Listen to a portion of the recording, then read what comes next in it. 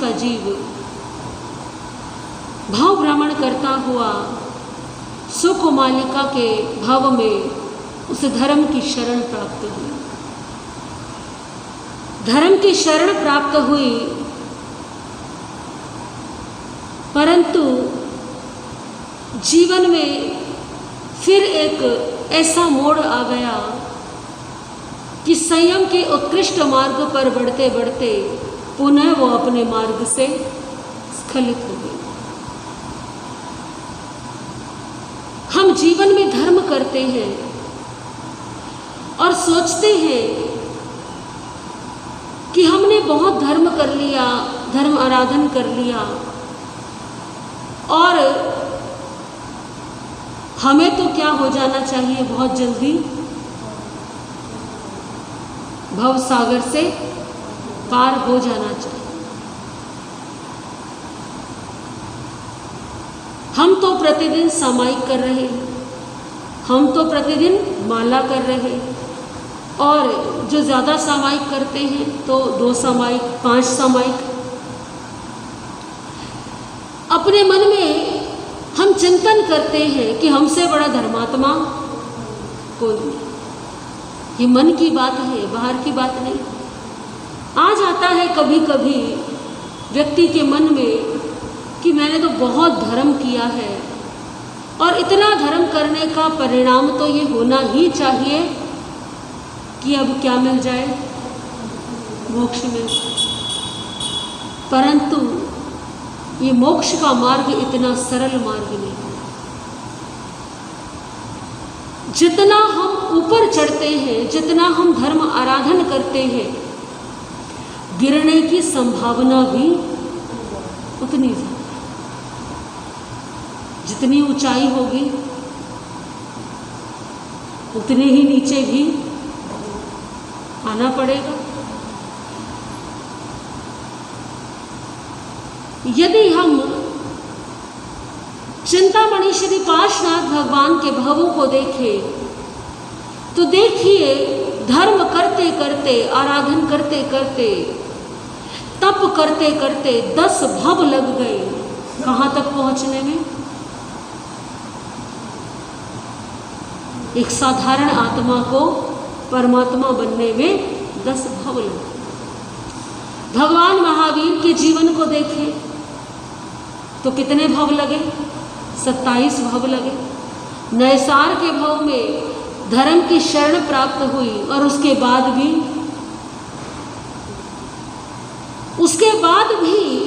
बीच बीच में ऐसे ऐसे भव आए, ऐसे भी भव आए जब साधना की, और ऐसे भी भव आए जब महान कर्मों का बंधन कर लिया।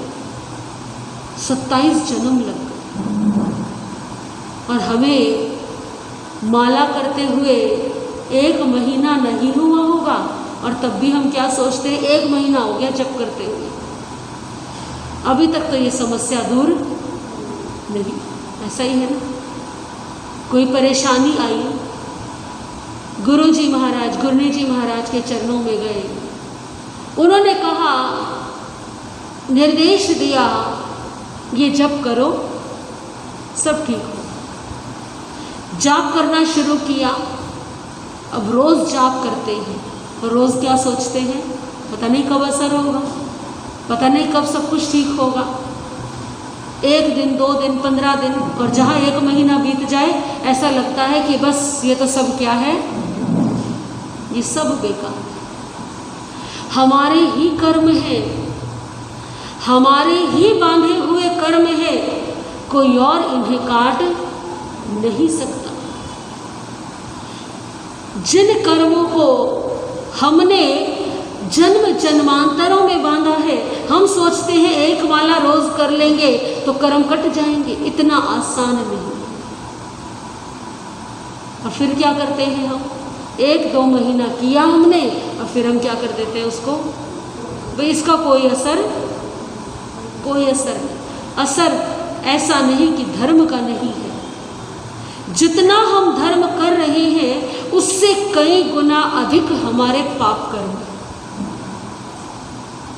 जितनी बीमारी होगी दवाई की डोज भी तो उतनी ही। अक्सर जो बड़ी बीमारियां होती हैं डॉक्टर क्या कहते हैं, इसका इलाज ना लंबा चलेगा, दवाई खानी पड़ेगी 6 महीने 1 साल, और एक दिन भी छोड़ दिया तो क्या हो जाए, फिर दोबारा कोर्स शुरू करना, वो सारी दवाई क्या हो गई, बेकार हो गई। लग करके पूरा इलाज करवाना है, एक दिन भी दवाई जो है छोड़नी नहीं। शारीरिक व्याधि में जब औषधि का इतना महत्व है, दवाई का इतना महत्व है, तो कर्मों की बीमारी में धर्म का कितना महत्व है। वर्षों वर्ष नहीं, जन्मों जन्म लग जाते हैं इन कर्मों को काटने में। कर्म काटे हैं नागश्री के जीव ने, नरक में जाकर के, तिर्यंच में जाकर के, और अभी भी कर्म रह गए थे कि मुनि के शरीर में जो वेदना हुई थी, जो ताप उत्पन्न हुआ था। हालांकि देखिए सुकुमालिका को उस ताप से कोई कष्ट नहीं होता, ऐसा नहीं कि उसे पीड़ा हो रही है, उसे पीड़ा नहीं हो रही, लेकिन उसके जीवन का सबसे बड़ा दुख देखिए कि सब कुछ होते हुए भी उसके पास कुछ भी नहीं।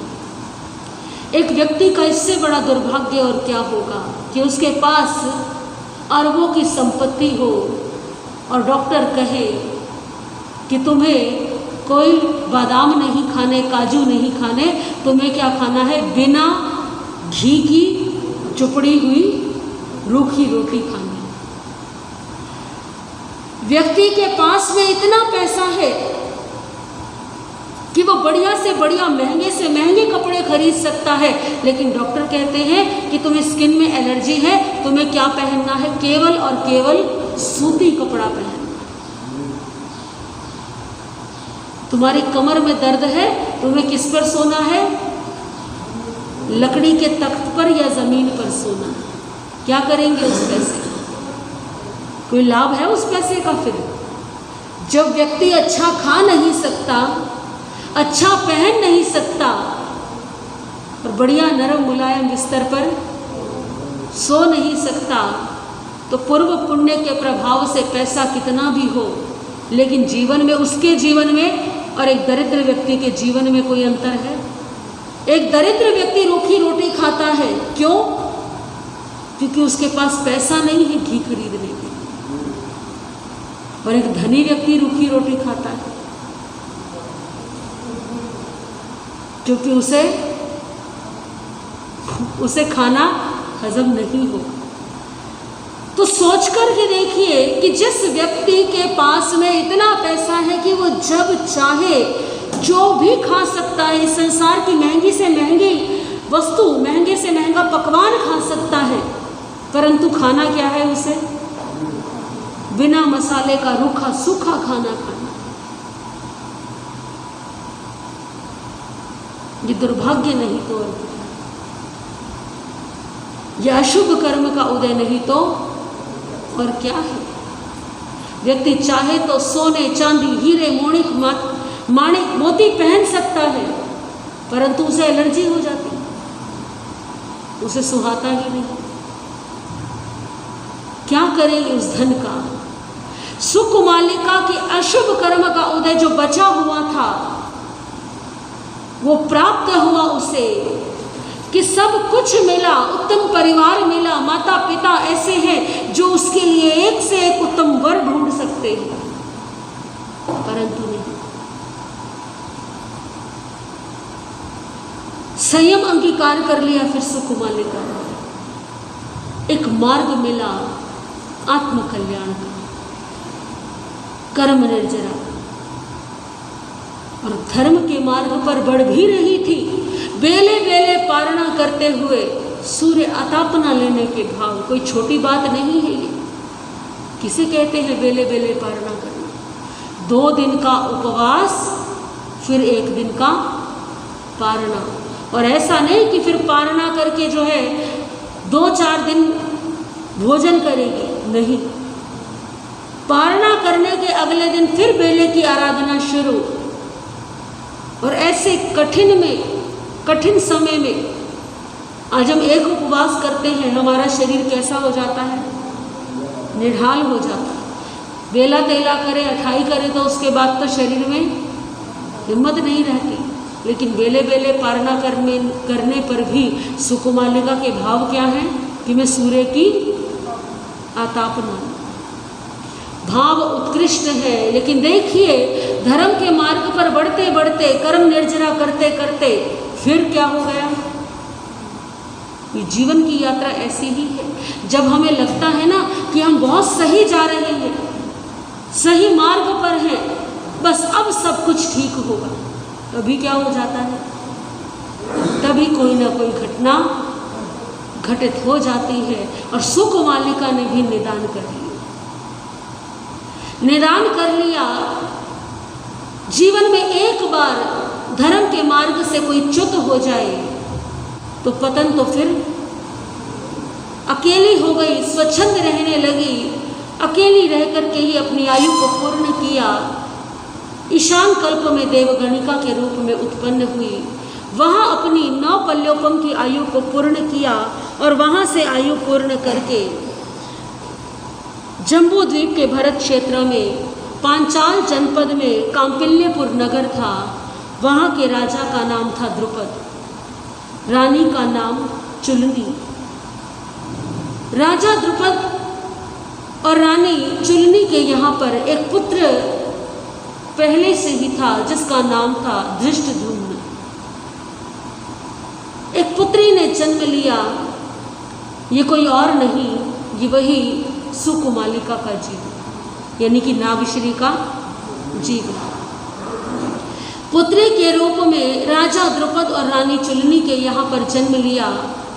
12वें दिन नामकरण संस्कार हुआ तो पिता का नाम क्या है? द्रुपद। तो पिता ने नामकरण किया द्रौपदी। द्रौपदी नाम रखा गया। समय आया, द्रौपदी ने युवा अवस्था में प्रवेश किया और जैसा कि उसने पूर्व भाव में निदान किया था कि मुझे भी क्या मिले? 5 साथी मिले। 5 जीवन साथी जीवन में हो तो इस निदान के परिणाम स्वरूप द्रौपदी को 5 पतियों की प्राप्ति हुई। 5 पांडवों से उसका विवाह हुआ। इस जीवन में जो भी कुछ हम पाते हैं, जो भी कुछ घटित हो रहा है, वो केवल इस भव का नहीं है। उसके तार कहाँ से जुड़े हुए हैं? हमारे पिछले जन्मों से जुड़े हुए। जो हमने पिछले जन्मों में बोया है वही हम यहाँ पर काट रहे हैं। इसके अतिरिक्त ना कोई किसी को कुछ दे सकता है और ना कोई किसी से कुछ ले सकता है। आज किसी व्यक्ति को एक धनी परिवार में जन्म मिला है, इसका अर्थ है कि पूर्व भव में उसने कोई पुण्य किए, धर्म किया, दान किया है, उत्तम कार्य किए, श्रेष्ठ कर्म किए हैं। यदि किसी जीव को निर्धन परिवार मिला है, निर्धन कुल मिला है, इसका अर्थ यह है कि उसने अपने पिछले भव में दान इत्यादि नहीं किया, पुण्य नहीं किए हैं। यदि किसी को शरीर का कोई अंग नहीं मिला है, देखते हैं ना हम कई बालक ऐसे होते हैं जो जन्म से नेत्रहीन होते हैं, ये जन्म से सुनाई नहीं देता, ये शरीर का कोई हाथ नहीं, किसी का पैर नहीं। हम सोचते हैं इस बच्चे ने किसी का क्या बिगाड़ा है, अरे भगवान ने बहुत बुरा कर दिया। भगवान ने कुछ नहीं किया, इसके पूर्व जन्म के कर्म इसके साथ आए हैं, वो पूर्व भाव के कर्म साथ आए हैं और वही इस जन्म में मिल रहा है। किस जीव को कैसा कुल मिलेगा, कैसा परिवार मिलेगा, कैसे माता पिता मिलेंगे, कैसे मित्र मिलेंगे, कैसे रिश्तेदार मिलेंगे, कैसे जीवन साथी कैसा मिलेगा, ये सब निर्धारित कौन करता है? हमारे ही कर्म निर्धारित करते हैं। लेकिन समझ नहीं आता, हम तो क्या सोचते हैं, इसने ये कर दिया, उसने वो कर दिया, लेकिन करने वाले कोई और नहीं, हमारे ही कर्म हैं। विवाह हो गया द्रौपदी का 5 पांडवों के साथ, हस्तिनापुर नगर में जीवन यापन कर रहे हैं, जीवन जी रहे हैं, सुखों की कोई कमी नहीं है। एक समय की बात, नारद ऋषि का नाम तो आपने सुना है, सभी जानते हैं कि नारद ऋषि का स्वभाव कैसा। नारद ऋषि भ्रमण करते करते हस्तिनापुर में पधारे। हस्तिनापुर नगर में पांडवों ने अपना आसन त्याग करके हाथ जोड़ करके नमस्कार किया, उनका स्वागत किया। संयोग की बात, द्रौपदी का ध्यान नहीं गया, द्रौपदी ने नहीं देखा। नारद ऋषि ने महसूस किया कि द्रौपदी ने उनका क्या किया, तिरस्कार किया, अपमान किया।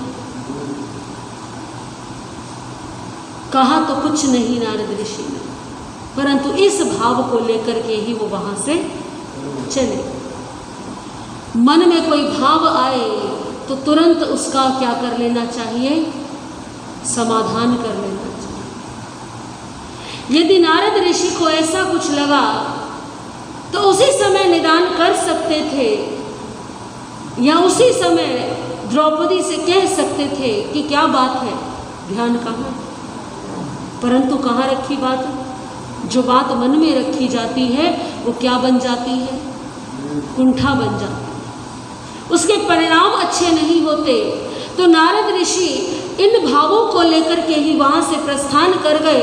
मन में आया नारद ऋषि के, द्रौपदी तो बड़ी अभिमानी हो गई, इतना बड़ा राज्य इसके पास है, प्रेम करने वाले 5 पांडव इसके पति हैं, इस संसार में कोई ऐसा वैभव या सुख नहीं जो इसको प्राप्त ना हो।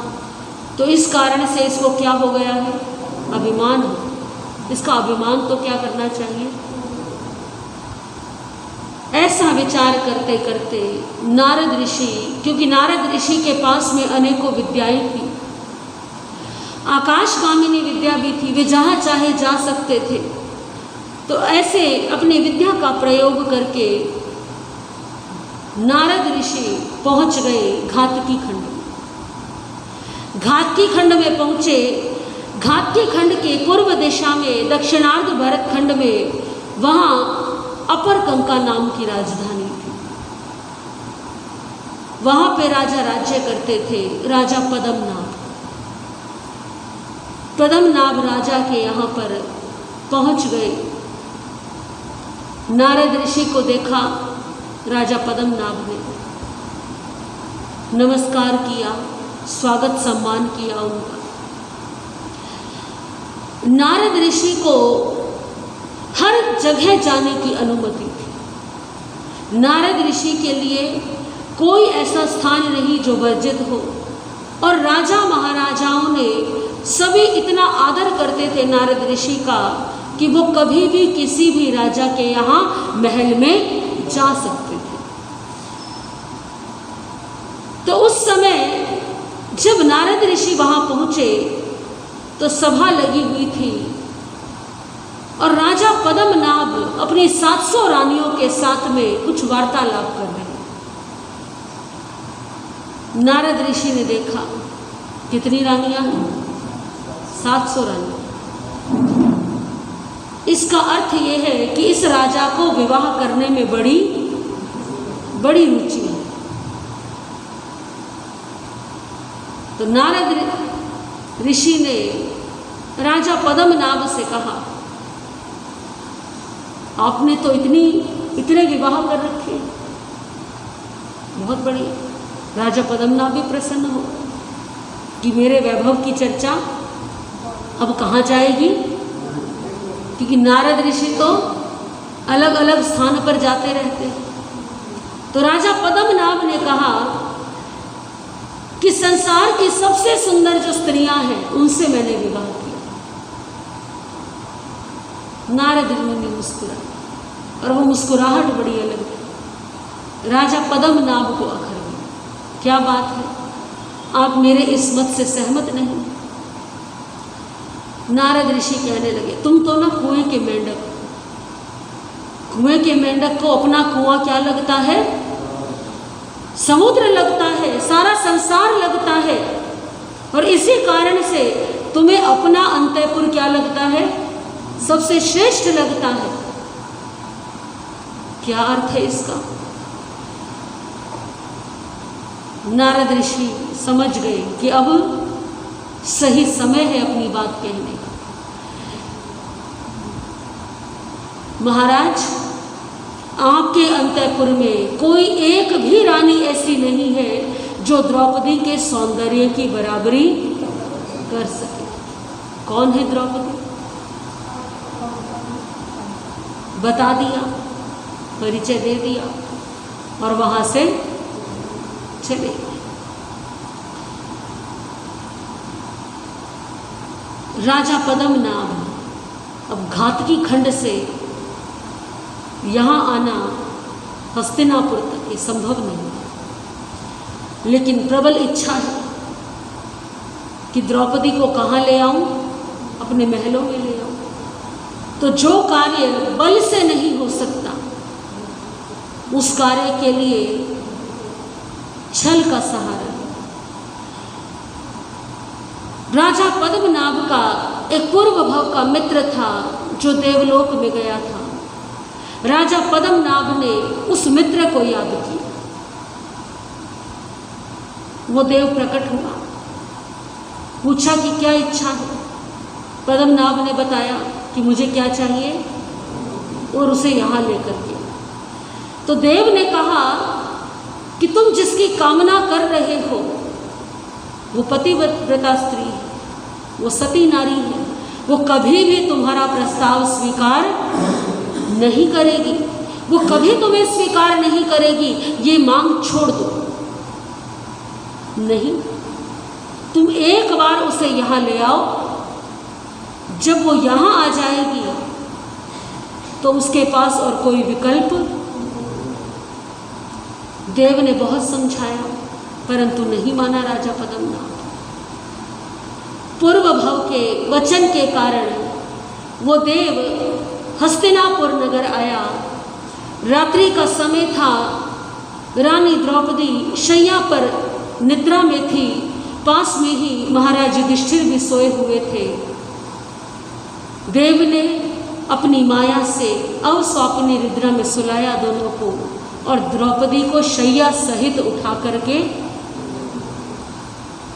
कहाँ ले जाकर रख दिया? घातकी खंड में राजा पद्मनाभ की जो अशोक वाटिका थी वहां पर ले जाकर दिया। कुछ देर बाद विद्या का प्रभाव कम हुआ। निद्रा टूटी द्रौपदी की। देखा अपने आसपास, ये तो वो जगह नहीं, ये तो मेरा महल नहीं है। पता लगा कि कहाँ पर है वो? घातकी खंड में।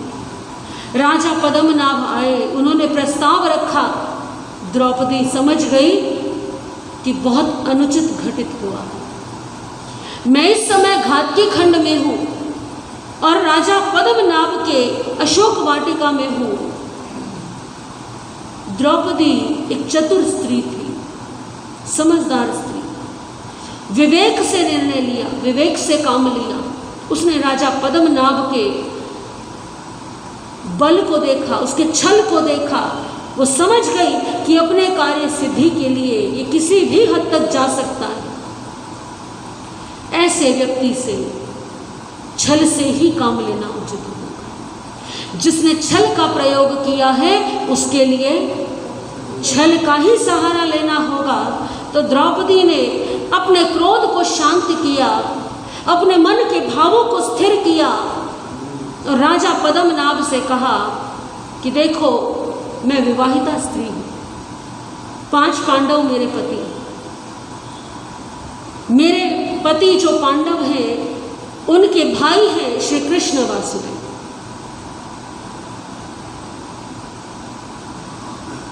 यदि 6 महीने तक वो मुझे खोजते हुए मुझे लेने नहीं आए, तो मैं तुम्हारी बात को मानूंगी। राजा पद्मनाभ ने सोचा 6 महीने तो कोई बहुत बड़ी बात नहीं, कहाँ घाटी खंड और कहाँ जम्बूद्वीप, कौन आ सकता है भला? कोई नहीं आ सकता। ये इसका भ्रम है, ये इसके मन की भूल है, इसके मन का भ्रम भी टूट जाए।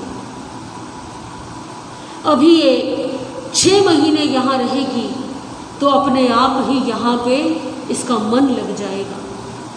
ऐसा विचार किया पद्मनाभ ने। व्यक्ति सोचता है ना अभिमान में आकर के, मुझसे ज्यादा बलवान इस संसार में और मुझसे ज्यादा समझदार कोई नहीं। द्रौपदी के पास शारीरिक बल नहीं है, परंतु बुद्धि का बल है। राजा पद्मनाभ ने भी वचन दे दिया, ठीक है तुम 6 महीने के लिए समय ले, 6 महीने तक जिस भी वस्तु की आवश्यकता हो वो मांग लेना, लेकिन 6 महीने बाद मेरी बात याद रखना कि 6 महीने तक यदि कोई लेने नहीं आया, कृष्ण वासुदेव लेने नहीं आए, तो फिर तुम्हें मुझसे विवाह करना पड़ेगा और सदैव के लिए यहाँ रहना पड़ेगा। द्रौपदी ने कहा ठीक। राजा पद्मनाभ अब प्रतीक्षा करने, और इधर द्रौपदी ने तपस्या आरंभ कर दी। इधर दूसरी ओर हस्तिनापुर नगर में जब महाराज युधिष्ठिर की नींद खुली, देखा द्रौपदी, चारों तरफ ढूंढा, खोज कराई, परंतु कहीं पर भी कोई समाचार नहीं। इतना तो महाराज युधिष्ठिर समझ गए कि किसी देव का ही ये कार्य है। कृष्ण वासुदेव के पास सूचना भिजवाई, क्योंकि कृष्ण वासुदेव के सहयोग के बिना द्रौपदी को खोजना संभव नहीं।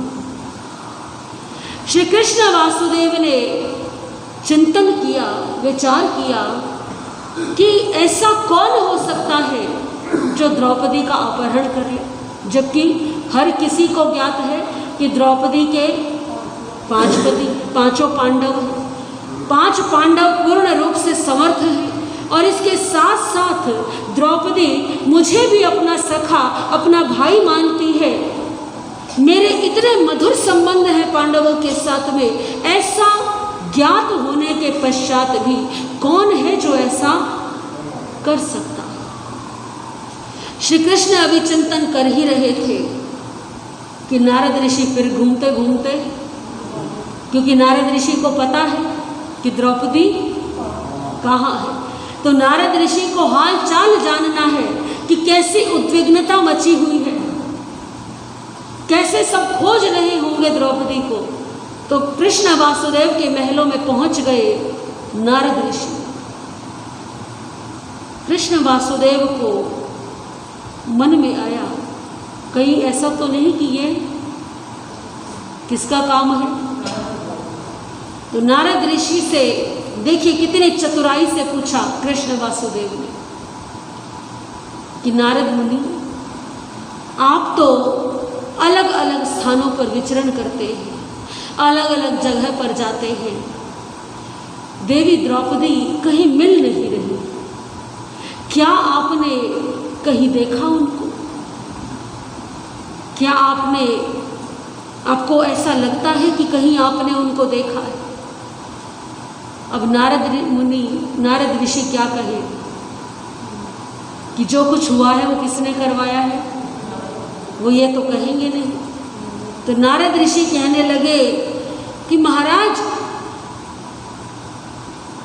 अभी कुछ ही दिन पहले मैं घाटकी खंड गया था, और घाटकी खंड में राजा पद्मनाभ की अशोक वाटिका में मैंने एक स्त्री को देखा दूर से, और दूर से देखने में वो कुछ ऐसी लग रही थी जैसे कौन हो, द्रौपदी। परंतु मैंने सोचा कहाँ जम्बूद्वीप, कहाँ घातकी खंड, द्रौपदी का भला वहाँ क्या काम है, इसीलिए मैं निकट रही गया, मैं दूर से ही देख करके वापस। महाराज हो सकता है, कृष्ण समझ गए कि हो सकता है नहीं, वही द्रौपदी है। नारद मुनि का स्वभाव ही ऐसा है, वो अहित नहीं करना चाहते, इसीलिए उन्होंने पता भी क्या बता दिया, वरना यदि पता ना बताते तो कैसे ज्ञात हो। अब कृष्ण वासुदेव समझ गए कि अब क्या करना पड़ेगा, तो पांचों पांडवों को सूचना भिजवाई कि अपने रथ लेकर के लवण समुद्र के किनारे पर पहुंचो और मेरी प्रतीक्षा करो।